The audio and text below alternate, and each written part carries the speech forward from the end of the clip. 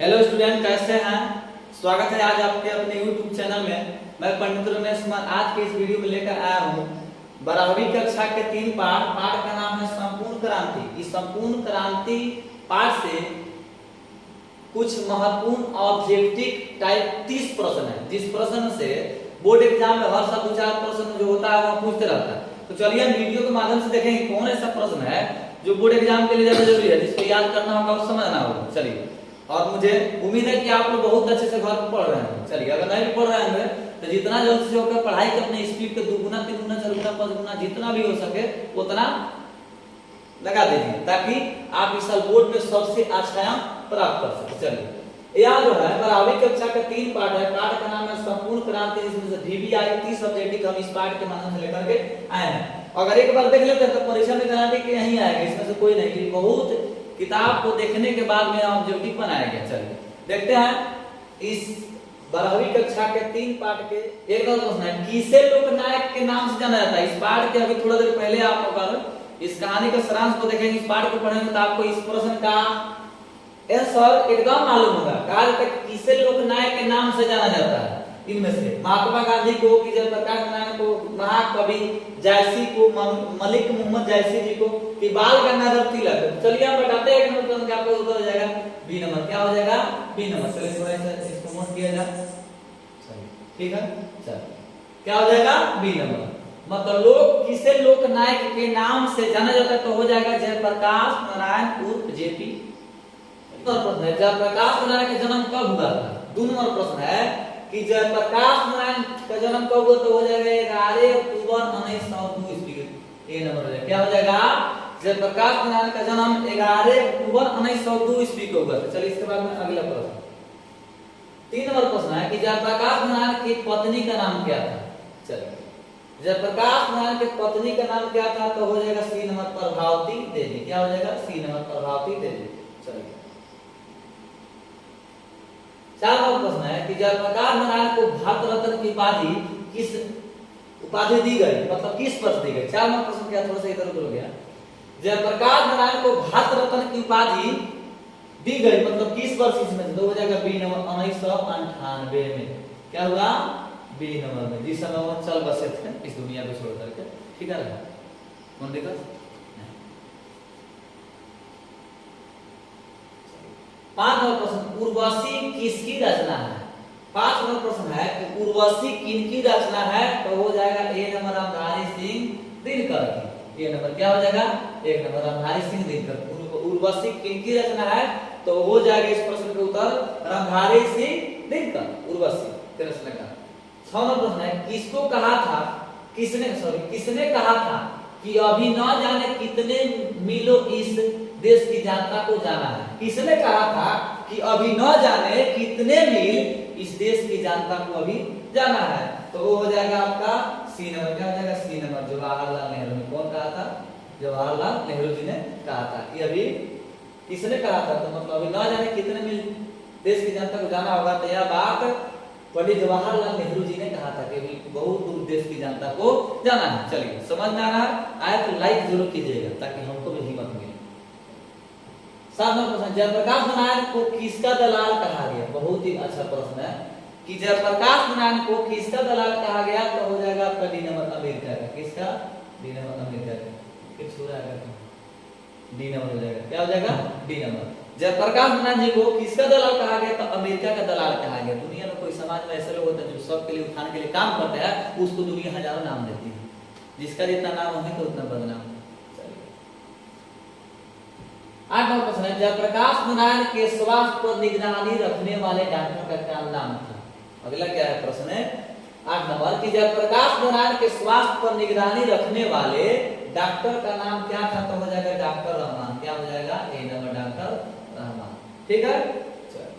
9 number प्रश्न है, 1974 में बिहार प्रदेश के मुख्यमंत्री कौन थे? 1974 में बिहार प्रदेश के मतलब बिहार राज्य के मुख्यमंत्री कौन थे तो हो जाएगा बी नंबर अब्दुल गफूर। कौन थे?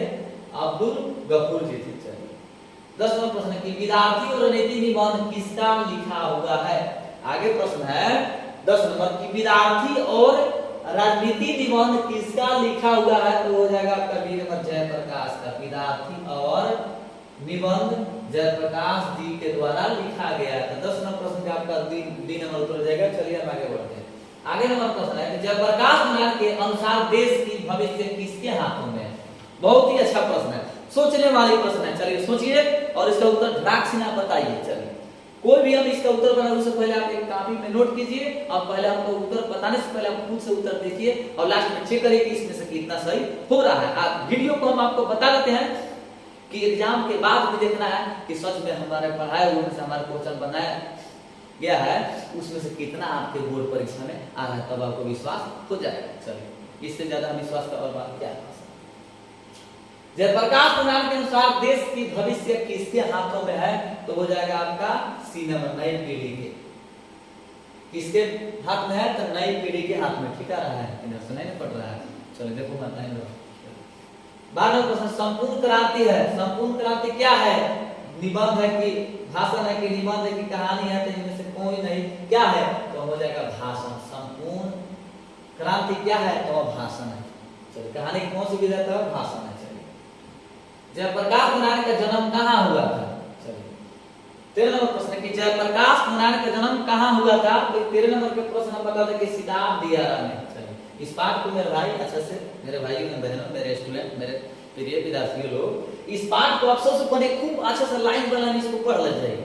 अब पढ़ने के बाद में तो अपने सब्जेक्टिव बनाइए और इस तरह से ऑब्जेक्टिव को याद कर लीजिए ताकि एक भी ऑब्जेक्टिव आपका बोर्ड एग्जाम 2024 में छूट नहीं पाए और इस साल के टॉपर आप ही।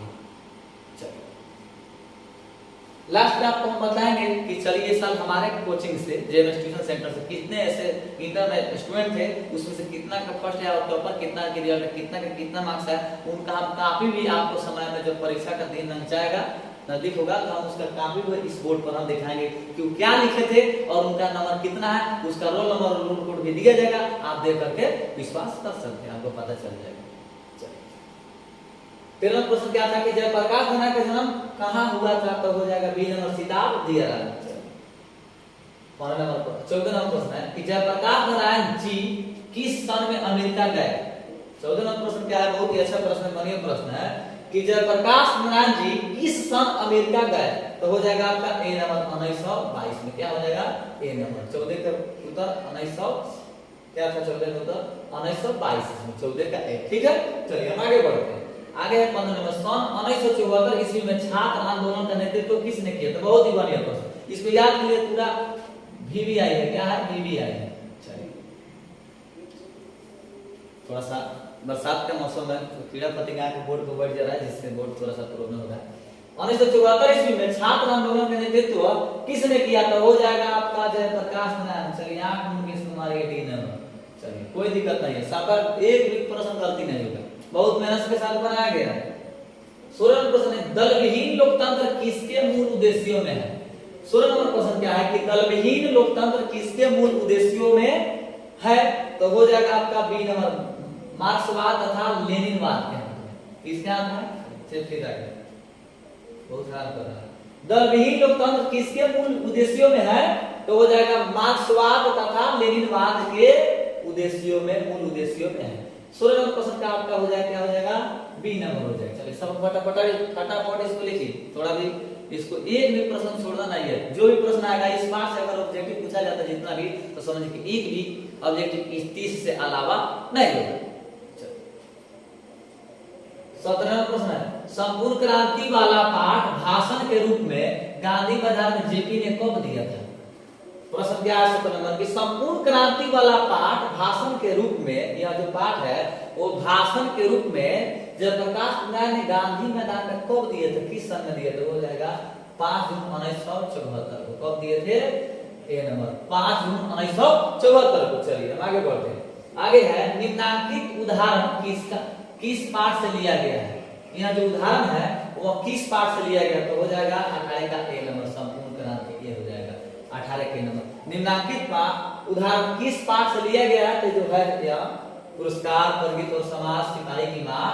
तो संपूर्ण क्रांति पाठ का जो उदाहरण यह है, कहाँ निम्नांकित उदाहरण इसमें दिया गया तो संपूर्ण क्रांति पाठ का कि है जो सिपाही के मां, प्रगति और समाज, पुरस्कार एवं इसमें का नहीं है, मतलब अभी जो आप पाठ पढ़ रहे हैं जिसका वीडियो देख रहे हैं वहां संपूर्ण क्रांति, जिसका लेखक है जयप्रकाश नारायण।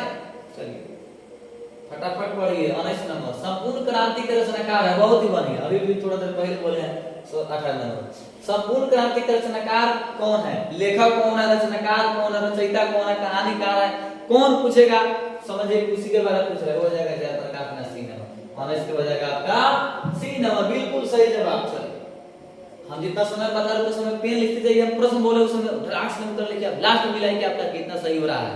चलिए जयप्रकाश नारायण के बचपन का नाम क्या था। चलिए इस पाठ को और हमारा इस से पहले वाला वीडियो, मतलब जयप्रकाश नारायण जी के जीवनी को आप हमारे इस जेएमएस ट्यूशन का वीडियो देखे होंगे तो आपको मालूम है कि जयप्रकाश नारायण के बचपन का नाम बिट्टू विशाल बाउल, क्या हो जाएगा सी नंबर बाउल था। जयप्रकाश नारायण के बचपन का नाम बाउल था। जैसे अपने गांव में कोई कोटा गोरखा गोरखी करियाका ऐसे से कहते रहते उसे उनके बचपन का नाम क्या था, जयप्रकाश नारायण के बचपन का नाम बाउल था। चलिए तीन गलत है सही। 21 नंबर प्रश्न है रिट्रक्शन ऑफ इंडियन पॉलिटी किनकी रचना है। रिट्रक्शन ऑफ इंडियन पॉलिटी, थोड़ा सा हमने इंग्लिश हेवी है, कोई बात नहीं, गलती हो गया तो। रिट्रक्शन ऑफ इंडियन पॉलिटी किनकी, पॉलिटी इस तरह थोड़ा होगा, पॉलिटी इस तरह है। रिट्रक्शन ऑफ इंडियन पॉलिटी किनकी रचना है, तो हो जाएगा आपका डी नंबर जयप्रकाश नारायण जी का। किसका है, जयप्रकाश नारायण। ठीक है ठीक। इसके बाद 22 नंबर प्रश्न को देखते हैं। 22 नंबर पारजा सोशलिस्ट पार्टी का गठन कब हुआ था। 22 नंबर प्रश्न है कि पारजा सोशलिस्ट पार्टी का गठन कब हुआ था, हो जाएगा 1 नंबर 1952 में। कब हो जाएगा, ए नंबर 1952 में होगा। चलिए आगे बढ़ते। 23 नंबर जयप्रकाश जी को किसका भाषण सुनकर अमेरिका जाने की प्रेरणा मिली। कहा जाता है कि आप करें ऐसा तो कि दुनिया करना चाहे आपके जैसे। जयप्रकाश नारायण जी को किसका भाषण सुनकर अमेरिका जाने की प्रेरणा मिली, तो हो जाएगा इसमें से कौन हो जाएगा। चलिए देखते हैं प्रश्न क्या है, बी नंबर होगा स्वामी सत्यदेव। क्या हो जाएगा, बी नंबर। चलिए जयप्रकाश नारायण जी को स्वामी सत्यदेव महाराज जी का भाषण सुनकर अमेरिका जाने का क्या हो गया, प्रेरणा मिल गई, इनको साहस मिल गया जब स्वामी सत्यदेव महाराज जी ने कुछ भाषण में अपने बोला था, जो बात उनके मन को पूरा भा गया और उन्होंने वहां से अमेरिका चले गए। 24 नंबर प्रश्न है कि ब्रेन ऑफ बॉम्बे, बहुत ही बढ़िया प्रश्न, ब्रेन ऑफ बॉम्बे किससे कहा जाता था। 24 नंबर प्रश्न भी आई है प्रश्न है कि ब्रेन ऑफ बॉम्बे किससे कहा जाता, हो जाएगा उमाशंकर दीक्षित को। क्या हो जाएगा, ए नंबर। 24 नंबर प्रश्न का आपका ए नंबर हो जाएगा ब्रेन ऑफ बॉम्बे किससे कहा जाता था, तो हो जाएगा उमाशंकर दीक्षित को। फिर आगे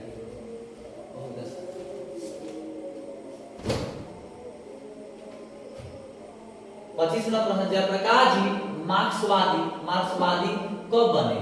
25 नंबर प्रश्न है कि जयप्रकाश नारायण जी मार्क्सवादी कब बने, तो हो जाएगा डी नंबर 1924 में। क्या हो जाएगा, डी नंबर हो जाएगा 1924 में। ठीक है यस। चलिए जयप्रकाश नारायण ने किस साल छात्र आंदोलन का नेतृत्व किया। जयप्रकाश नारायण ने छात्र आंदोलन का नेतृत्व किया था, लेकिन कब किया था, तो इसमें से देखिए 1973 की 76 की 74 की 77 हो जाएगा सी नंबर। क्या हो जाएगा, सी नंबर।